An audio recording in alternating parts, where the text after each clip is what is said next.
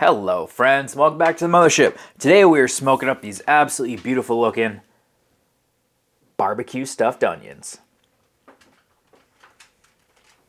Let's get started. What we have here are some sweet onions. Now obviously make more of them, make less of them, depending on how many folks are going to be eating. But for me, I'm just going to do 2. So what I'm going to do is take the top and the bottom off.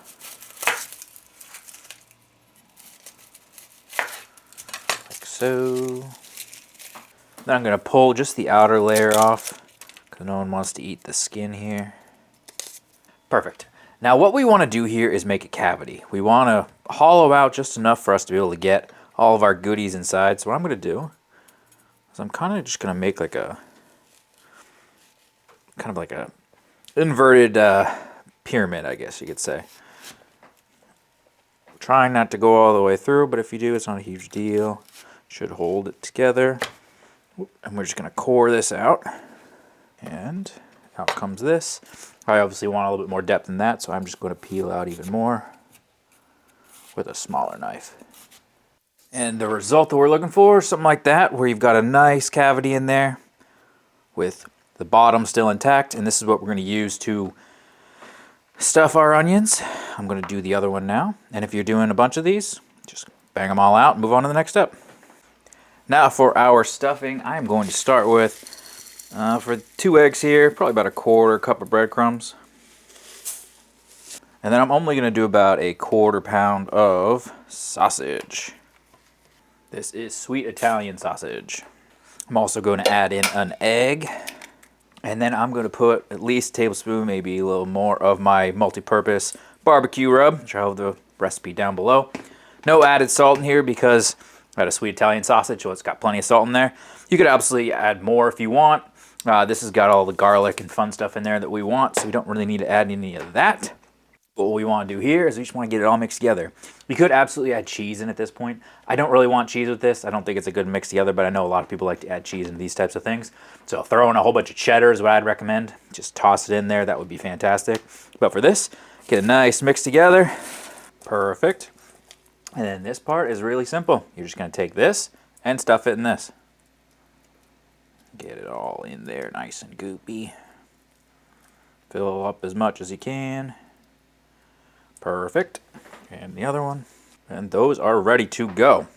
Now the last thing that we want to do before these go on, I'm going to brush the exterior of the onion with some olive oil. That's just going to allow it to cook better. It's going to give us a better exterior without anything really burning, but it's going to really just bring everything together. So I'm going to do that. Maybe put a little bit of salt in the exterior, but these are ready to go into the smoker.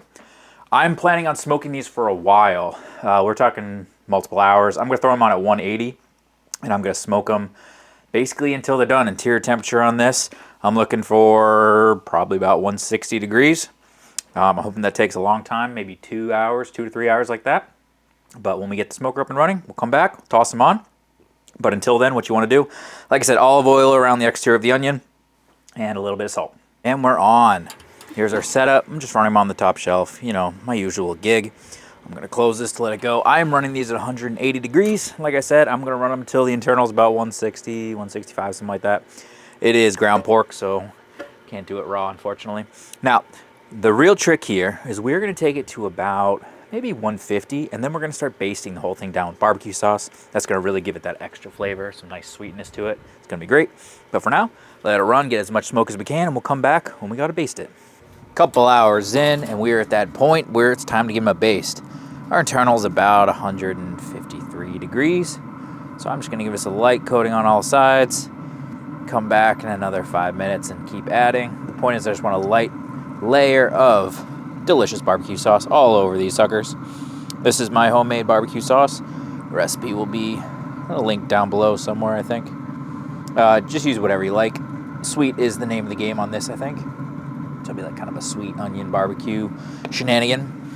But close it up, come back in, I don't know, 10 minutes, 15 minutes, something like that.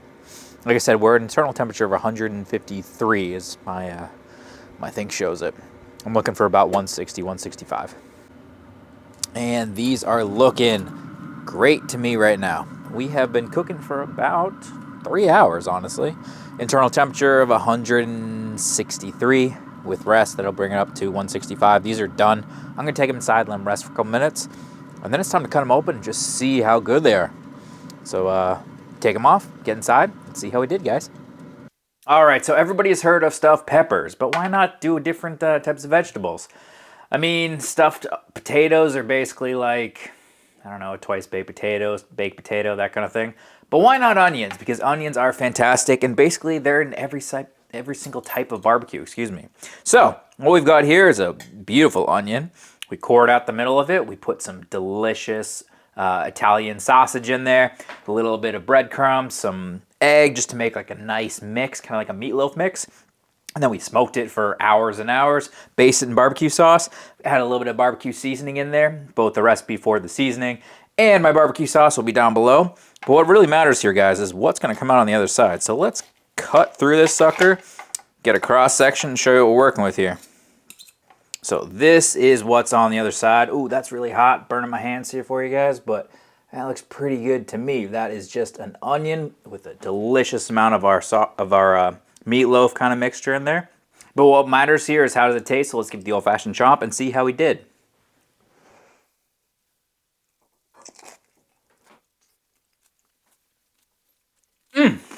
If you are a fan of onions, if you're a fan of sausage, this is what you want right here.